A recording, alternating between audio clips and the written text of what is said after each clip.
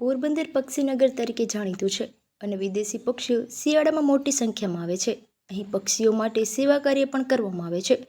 પોરબંદર જિલ્લામાં ઈજાગ્રસ્ત અને બીમાર પક્ષીઓ માટે પક્ષી અભયારણ્ય માટે ખાસ સારવાર કેન્દ્ર કાર્યરત છે. તેમાં ઉનાળાના સમયમાં કાળઝાળ ગરમીથી બચવા માટે વન વિભાગ દ્વારા પાણીનો છંટકાવ કરવામાં આવે છે અને પીવાના પાણીની વ્યવસ્થા કરવામાં આવે છે. પોરબંદર શહેરના અને જળ પ્લાવિત વિસ્તારો આવેલા તેમ મોકર સાગર અને મેઢા ક્રીક સૌથી મોટા વિસ્તારો આવેલા છે. ત્યાં સ્થાનિક અને વિદેશી પક્ષીઓ જોવા મળે છે. ખાસ કરીને શિયાળાના સમયમાં લાખોની સંખ્યામાં જોવા મળે છે. શિયાળાના સમયમાં પક્ષી દર્શન કરવા માટે અન્ય શહેરોમાંથી પક્ષી પ્રેમીઓ આવે છે.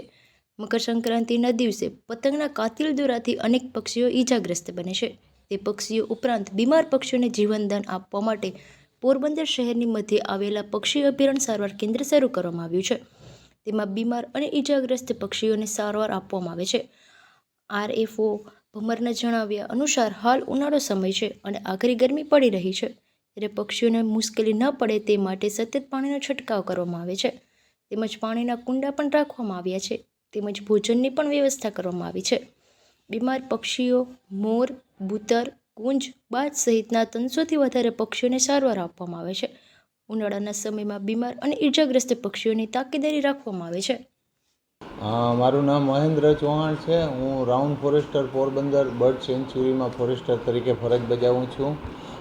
હાલ ઉનાળાની ગરમીના હિસાબે પાણીના સ્ત્રોત ઘટવાના કારણે પક્ષીને અહીંયા લઈ આવી અને કોઈ ઘાયલ પક્ષી હોય તેને અમે લોકો અમારી એક વેટરનરી ડૉક્ટર છે એની પાસે ટ્રીટમેન્ટ આપીએ છીએ.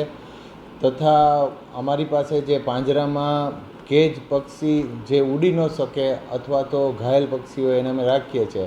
પાંજરામાં લીલી નેટ બાંધી અને આખા દિવસમાં 3-4 વખત અમે પાણીને છાંટીને ઠંડુ વાતાવરણ રહે એ પ્રમાણેનું આયોજન કરેલું છે.